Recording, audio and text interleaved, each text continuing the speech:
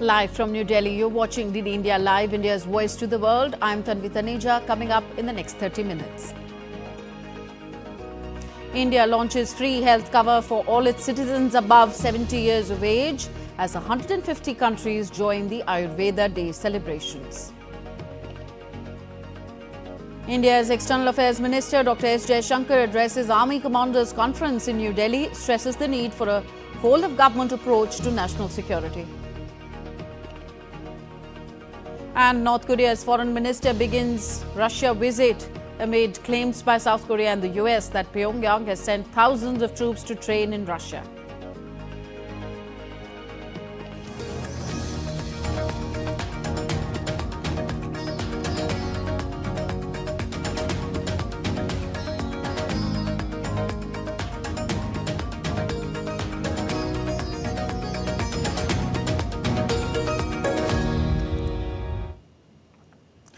Giving a boost to India's healthcare sector on the occasion of the 9th Ayurveda Day, Prime Minister Narendra Modi launched and laid the foundation stone for projects worth $1.43 billion at the All India Institute of Ayurveda in New Delhi. He also inaugurated the second phase of the All India Institute of Ayurveda and laid the foundation for 5 nursing colleges in the central Indian state of Madhya Pradesh. अपने नागरिकों के स्वास्थ्य को प्राथमिकता देते हुए केंद्र सरकार ने स्वास्थ्य नीति के 5 स्तंभ तय किए हैं। पहला, प्रिवेंटिव हेल्थ केयर, यानी बीमारी होने से पहले का बचाव। दूसरा, समय पर बीमारी की जांच। तीसरा, मुफ्त और सस्ता इलाज, सस्ती दवाएं। चौथा, छोटे शहरों में अच्छा इलाज, डॉक्टरों की कमी दूर करना। और पांचवा, स्वास्थ्य सेवा में टेक्नोलॉजी का विस्तार। The Prime Minister announced that all citizens over 70 years will receive free hospital treatment through the Ayushman Vaya Vandana card, which has no income restrictions. He distributed Ayushman cards to some beneficiaries on the occasion. Prime Minister Modi also launched a portal for vaccinating pregnant women and infants. India's Prime Minister Narendra Modi distributed more than 51,000 appointment letters to newly appointed youth in the government departments and organizations. Rozgar Mela or Employment Fair highlights Prime Minister's commitment to prioritizing employment generation. It empowers the youth by providing them with meaningful opportunities to contribute to nation building. Newly appointed recruits will have the opportunity to undertake foundational training through Karma Yogi Prarambh, an online module available on the IGOT Karma Yogi portal. Over 1,400 e-learning courses are available which will equip recruits with essential skills to serve in their roles effectively and work towards building a Viksit Bharat or developed India. Rozgar Mela is a step towards the fulfillment of the commitment of Prime Minister to accord the highest priority to employment generation in the country. नए industrial शहर बनाए जा रहे हैं। पानी की pipeline, gas की पाइपलाइनें बिछाई जा रही है। बड़ी संख्या में स्कूल, कॉलेज, यूनिवर्सिटी खोले जा रहे हैं। इंफ्रास्ट्रक्चर पर पैसे खर्च कर सरकार लॉजिस्टिक्स की लागत कम करने की कोशिश कर रही है। इन सारे कामों से देश के लोगों को सुविधा तो मिल ही रही है, लेकिन साथ साथ करोड़ों की संख्या में रोजगार के भी नए मौके बन रहे हैं। The second phase of the Army Commanders Conference concluded in New Delhi today. Senior leaders of the Indian Army discussed key strategic issues related to border and internal security. External Affairs Minister Dr. S. Shanker addressed the conference, highlighting the importance of a whole-of-government approach to effectively advance national security. He praised the Army's vigilance and urged readiness to adapt to the changing global dynamics, emphasizing the importance of technology and lessons from the current conflicts in shaping India's strategic outlook. The President of the Government of Spain, Pedro Sanchez, inaugurated the 4th Spain-India Forum in Mumbai on Tuesday. The event was organized by the Spain-India Council Foundation and the Observer Research Foundation. This visit is the Spanish leader's first visit to India, and he is here for 3 days. Spain and India have solid ties, but we can do more. We can do a lot of more things together. More businesses, more investment, more cooperation, more exchanges. And let's be clear, I'm optimistic about it. Why? Because I see the potential and, more importantly, the willingness on both sides. India is celebrating the festival of Dantas on Tuesday. Dantas marks the beginning of Diwali, the festival of lights. It is considered to be an auspicious occasion for buying items such as precious metals, which symbolize wealth and prosperity. Revered as a day to honor prosperity, health and divine blessings, Dantas is celebrated with grandeur across India. This sacred day sees the worship of Lord Dhanvantri, the god of Ayurveda, and Goddess Lakshmi, the goddess of wealth. Traditionally, this day is considered highly auspicious for purchases, especially of gold, silver and valuable items, as a means to welcome wealth and fortune into homes. Prime Minister Narendra Modi greeted people on the occasion of Diwali, the festival of lights. He described this year's festival as historic. He said that after 500 years, an occasion has come when thousands of lamps will be lit in the temple built at the birthplace of Lord Ram in Ayodhya. 500 साल बाद ऐसा अवसर आया है जब अयोध्या में रामलला की जन्मभूमि पर बने उनके मंदिर में भी हजारों दीप जलाए जाएंगे। एक अद्भुत उत्सव होगा। ये ऐसी दीपावली होगी जब हमारे राम एक बार फिर अपने घर आए। और इस बार ये प्रतीक्षा 14 वर्ष के बाद नहीं, 500 वर्षों के बाद पूरी हो रही है। US President Joe Biden marked the start of India's most important festival of the year, Diwali, by warmly praising Vice President Kamala Harris in the White House. The event marked the celebration in the White House, reflecting the spirit of Diwali. The celebration not only honored the traditions of Diwali, but also served as a reminder of the unity and strength found in diversity, reinforcing the White House's commitment to inclusivity and respect for all cultures. NASA astronaut Sunita Williams, who has spent almost 5 months in space, sent her best wishes for the Hindu festival Diwali to people in the United States and around the world. In a video message from the International Space Station, she shared that this year she had the special chance to celebrate Diwali 260 miles above Earth. She also remembered how her father worked hard to keep their cultural traditions alive by teaching her and her family about Diwali and other Indian festivals. Williams also expressed gratitude to US President Joe Biden and Vice President Kamala Harris for their participation in the Diwali festivities. Notably, Sunita Williams, along with her fellow astronaut Butch Wilmore, have been at the ISS since June and will return in February next year. Still to come on this edition of DD India Live. Qatar says it will work with Biden administration until last minute for the Gaza ceasefire deal.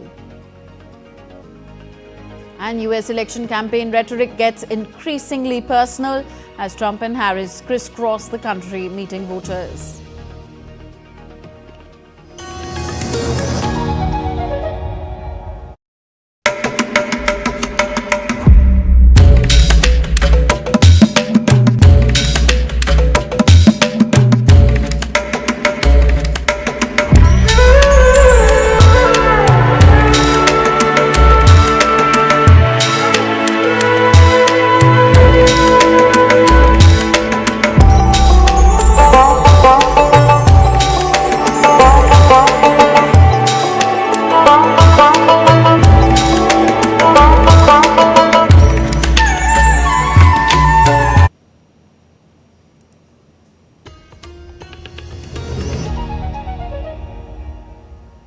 Welcome back. You're watching DD India Live. I'm Tanvi Taneja.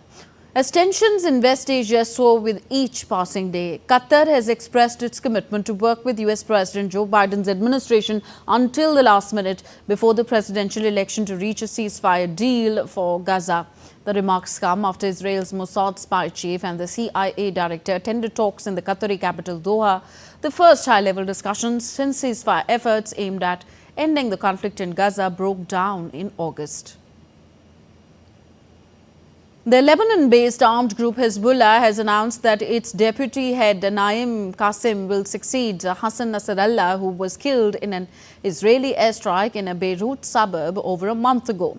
Naim Qassem has been Hezbollah's deputy chief since 1991. He remained in that role when Nasrallah took over. The Israeli government noted on X that Qassem's tenure might be the shortest in the group's history if he follows the path of Hassan Nasrallah and Hashim Safieddin.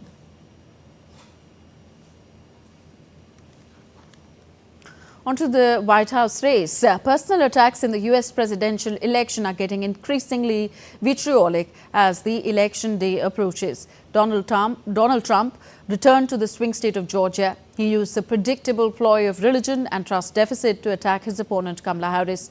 DD India's Shubhendu Ghosh reports from Atlanta. Well, Kamala, you're fired. Donald Trump lambasting Kamala Harris at a rally in Atlanta. He returned to the swing state of Georgia on Monday as campaigning for presidential polls enters the last leg. Attacks are getting sharper. Next Tuesday, you have to stand up and you have to tell Kamala Harris that you've had a terrible, terrible run, that you've hurt our country very badly. You've let murderers into our country and drug dealers. You've let human traffickers in. You've let terrorists into our country. I think he's just really powerful. He gives us a lot of confidence within talking to other world leaders. Earlier, Donald Trump told the National Faith Advisory Board that religion, particularly Christianity, was under threat under current Biden-Harris regime.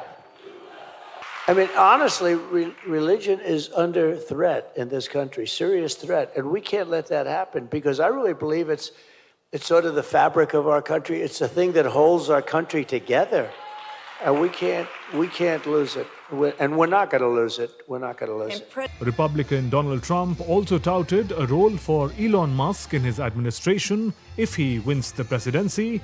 Millions of Americans have already cast their vote before November 5th election.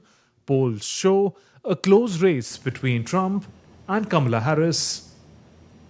On Monday, Donald Trump returned to Atlanta and launched a scathing attack on Kamala Harris. He called the Democrat administration anti-Christian and radical left and promised a golden future for America under his leadership.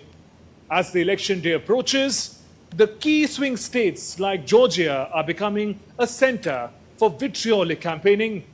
With camera person Shanker, Shubhendu Ghosh for DD India in Atlanta. Opinion polls and surveys say that Donald Trump and Kamala Harris are locked in a tight race. Their campaigns are focused more on the electorally important swing states. DD India's Amritpal Singh reports from Pennsylvania, which is one of the 7 key swing states in this election. With just days left for the November 5th election, both Kamala Harris and Donald Trump are neck and neck in most of the swing states, especially in Pennsylvania, where I am right now. It holds 19 of the electoral college votes, and that's why you see both candidates focusing their energies on this state. It can't get closer in the Penn state as state swings. In 2016, Donald Trump took it from Hillary Clinton by just a 0.7 percentage difference. Biden snatched it from Trump in 2020, but by a margin of 1.2 percentage points. This time around, both candidates are neck and neck. The difference is just 0.5 percentage points. November 5th will decide how Pennsylvania votes. Once it was reliably Democratic, but not anymore. It swings every election. So Pennsylvania is important, followed, of course, by Georgia and North Carolina, which hold, and Michigan, they hold most seats. Nevada, Arizona, they are smaller states, but all the swing states are important for both candidates because this election's outcome will be decided by these swing states because the other ones remain or continue to remain blue and red as they were in the last election and the election before that. With cameraman Sanjay Jaina, this is Amritpal Singh in Philadelphia, Pennsylvania. Meanwhile, an investigation has been launched after ballot drop box fires were reported in Washington and Oregon. Portland police released 2 photographs of a vehicle they believe is connected to the ballot box arson incident on Monday morning local time. Police said that the vehicle does not have a front license plate, but it does have an unknown rare number plate. Investigators believe that the vehicle is tied to 2 similar incidents in the Vancouver, Washington area. In shocking incidents, ballot boxes were found burning, which were kept for dropping the ballot papers sent via email. Police said that these fires were similar in nature and that they were investigating these incidents. At approximately 3 a.m., officers responded to reports of a fire at a ballot box right outside the building that we're in right now. By the time officers arrived, I can tell you that security personnel in the area had already extinguished the fire. Russia conducted overnight strikes in Kharkiv and Kiev in Ukraine on Tuesday. The Russian airstrikes killed at least 6 and injured 6 others. Ukraine's military shot down 26 of 48 drones launched from Russia. A residential building caught fire in Kiev after debris from a destroyed Russian drone fell on it. Rescue teams of Ukraine's State Emergency Service looked for survivors under the rubble of a ravaged building.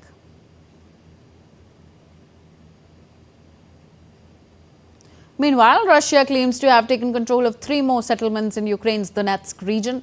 Russian forces captured Hirnik and Katerenivka on Tuesday.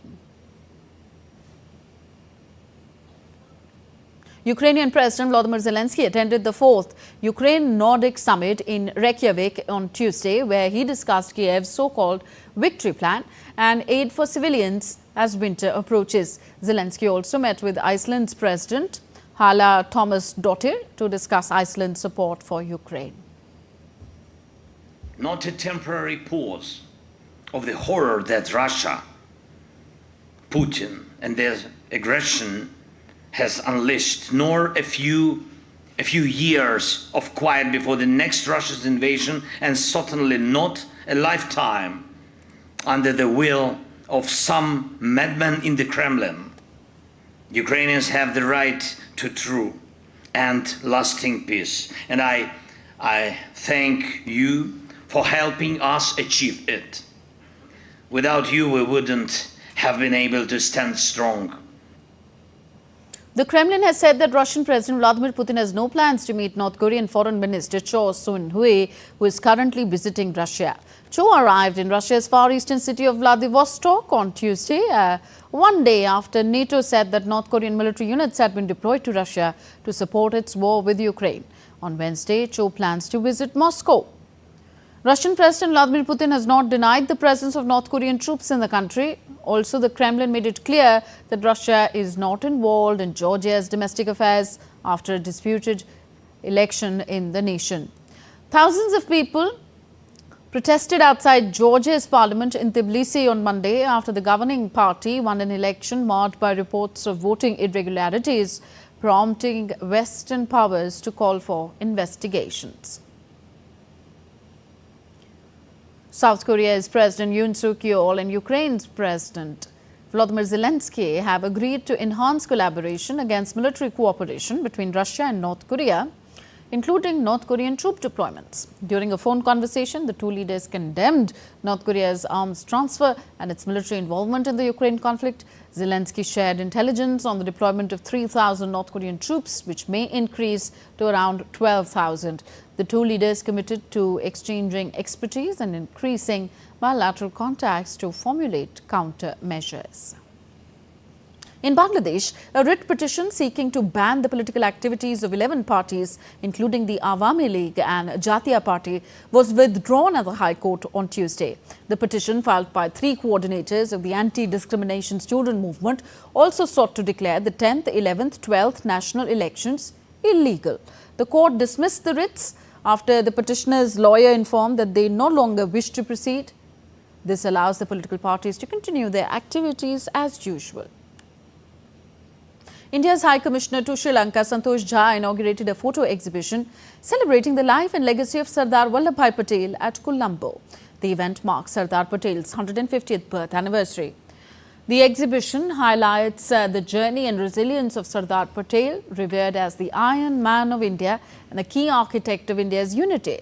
During the inauguration, High Commissioner Jha emphasized Sardar Patel's ideals of unity and patriotism, noting their enduring relevance. The exhibition will remain open till October the 30th at the Lionel Wendt Art Centre in Colombo.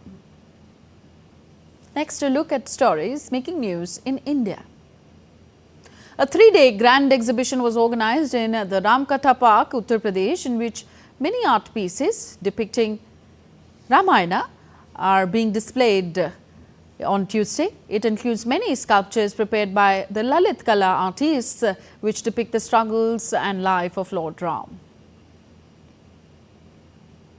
The city of Ayodhya is all decked up with festive colors of Diwali as preparations are in full swing for Deepotsav. 25 lakh diyas will be lit to illuminate ghats along the banks of the Saryu River in Ayodhya on Tuesday. The Narcotics Control Bureau, in collaboration with a special cell of the Delhi Police, has busted a clandestine methamphetamine manufacturing lab in Delhi. During the operation, around 95 kg of methamphetamine in both solid and liquid forms was seized. 4 individuals have been arrested in connection with the case. And time now for some sporting action. Rodri, the talented midfielder from Spain and Manchester City, was awarded the prestigious Ballon d'Or, recognizing him as the world's best player. Meanwhile, Spain's Aitana Bonmate won the women's Ballon d'Or for the 2nd consecutive year. A new star is on the soccer horizon.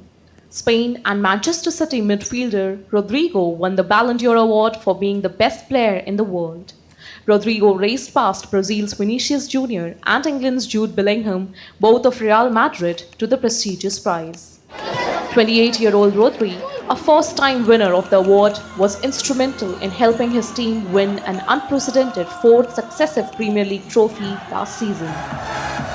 He was also named Best Player at this year's European Championship after Spain lifted a record-extending 4th title. I'm very happy. This means a lot to me as a player. I can only enjoy the moment. In the end, it has been a complicated month for me with this injury. For me, this is a gift, a reward for the work since long time ago. And above all, what it also means for my club, for my country, for Spanish football.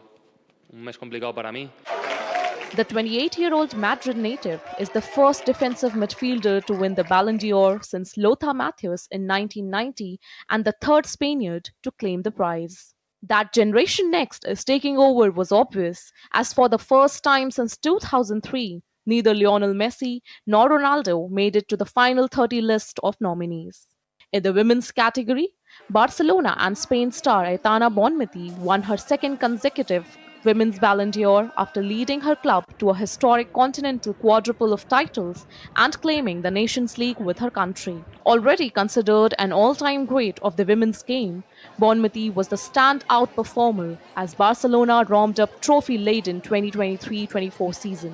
The 26-year-old playmaker joins teammate Alexia Putellas as the only woman to win the Ballon d'Or twice since the award's inauguration in 2018. My main objective from now on is to keep winning, to keep improving above all. I like to say that I always try to improve every day and I always talk about my mentality. I think it is unique and necessary to keep progressing in the world of football Being a woman, the reality is that it is difficult to make a place for yourself in the world of football because it is or was a world for men. So I feel very proud to be here today to receive my second Ballon d'Or. Bonmati was also named Player of the Season by UEFA for her 6 goals and 6 assists during her side's successful European campaign. The 26-year-old added the inaugural Women's Nations League to her kitty in February when she scored Spain's opener in the final against France.